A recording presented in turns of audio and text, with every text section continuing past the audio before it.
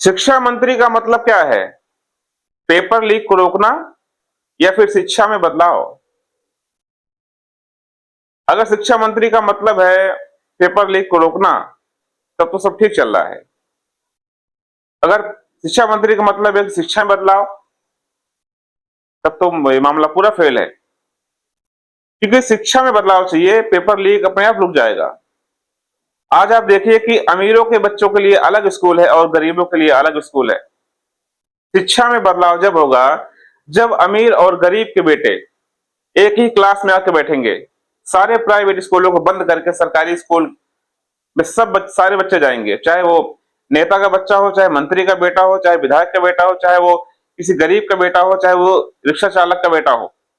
सारे अमीर गरीब, नेता से लेकर मंत्री तक और रिक्शा चलाने वाले तक, जितने बच्चे हैं सब एक स्कूल में आएंगे, तब पेपर लीक अपने आप रुक जाएगा, पेपर लीक की समस्या खत्म हो जाएगी।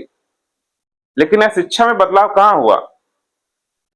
आज देखिए ना, जो सिलेबस सरकार में पढ़ाया जाता है वो प्राइवेट में नहीं होता है। गरीब घर का बच्चा बीए एमए करने के बाद उसको लगता है कि यार अब मुझे ये वाला कोर्स करना चाहिए। फिर वो कोर्स करता है 12वीं तक, तो 12वीं बीए कर लिया, उसके बाद उसको लगता है कि ये वाला तो कोर्स किया नहीं। असली पढ़ाई तो उसकी 12वीं और बीए करने के बाद शुरू होती है। और जब तक वो कोर्स की तैयारी करेगा उसको उम्र निकल जाती है।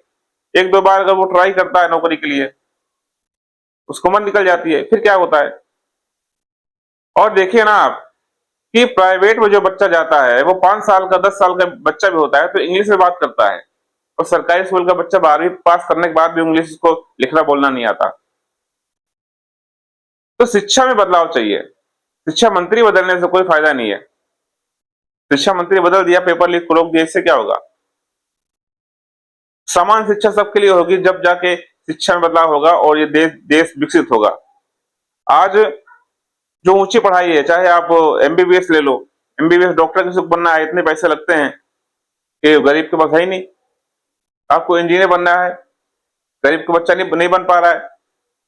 आपको आईपीएस बनना है, डीएसपी बनना है, जो भी बड़ी जो हायर एजुकेशन है, जो बड़ी पढ़ाई है, उसको छोटे गरीब आदमी कहाँ करवा पा रहा है?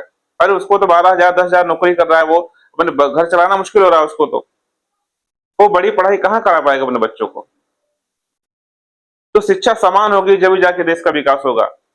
सभी लोग एक छत के नीचे आगे पढ़ेंगे। विदेशों में आज क्यों हमसे आगे हैं? वो सरकारी में सारे बच्चे जाते हैं वहां पे, चाहे वो कोई भी अमीर हो चाहे गरीब हो, सभी एक छत के नीचे पढ़ते हैं। आज इसलिए हमसे आगे हैं वो। लेकिन हमारे यहाँ सबसे जो शिक्षा व्यवस्था और मेडिकल व्यवस्था सबसे बेकार है। ये दोनों चीज को बदलने की आवश्यकता है। शिक्षा मंत्री मत बदलो, लेकिन शिक्षा व्यवस्था को बदलना बहुत जरूरी है, और बदलाव होगा आने वाले कल में। अब वीडियो कैसा लगा आप कमेंट करके बताइए। धन्यवाद।